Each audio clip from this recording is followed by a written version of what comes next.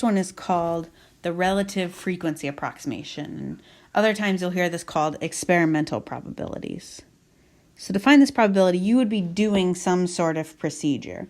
So for example, if you were talking about flipping a coin, you would be flipping that coin many, many times. So if you wanted to experimentally find out the probability of, say, getting a head, you would flip the coin, say 50 times, and count how many times that it landed on heads. So kind of the little formula for this, we're going to use this bar here as a fraction bar. The probability of A, whatever event you're keeping track of, would be the number of times A happened over the total number of trials.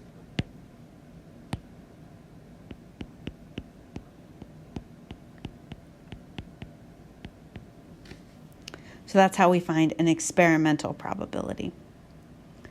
So the classical approach to probability, and this is what we've been doing so far in our videos.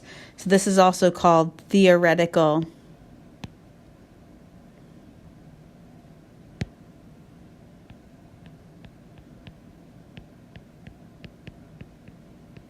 probability. So if each simple event has an equal chance of occurring, then the probability of A would be the number of ways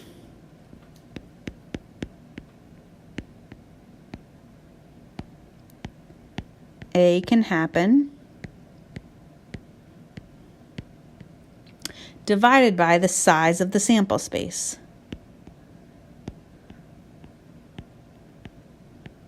So how many total possible things can happen.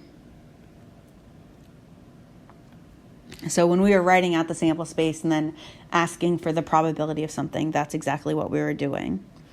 And then the last one is called subjective probabilities. And honestly, this is just where you're taking an educated guess. So here, probability of A is estimated.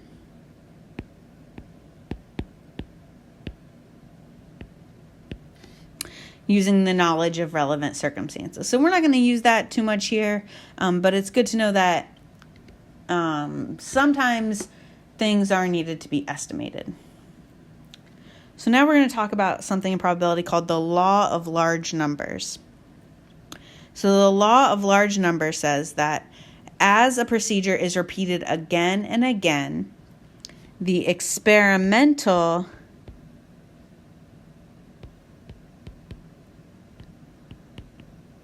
probability tends to approach the theoretical probability. So we're going to give an example here of what we kind of mean for that. So in class, we might flip some coins. So let's say you flipped a coin 10 times. Now we know that the theoretical probability for getting a head or a tail would be 0.5 or half for each getting a head or getting a tail. Now, if you flip a coin 10 times, it may not be exactly 5 heads and 5 tails. You could get something like 4 heads and 6 tails, or maybe even 3 heads and 7 tails, whatever. So here, from that experimental probability, instead of it being exactly 50-50, we'd have 4 out of 10, or 2/5, and 6 out of 10, or 3/5. Now, if we then collected all the results for the entire class, and I'm going to give you one example. So let's say there were 110 trials, maybe for the whole class that there were 53 heads and 57. This is not still exactly 50-50, but it's a lot closer. This would be 48% if you took 53 out of 110. And this would be 52%. So again, this isn't exactly 50-50, but it's closer to 50-50 than just 10.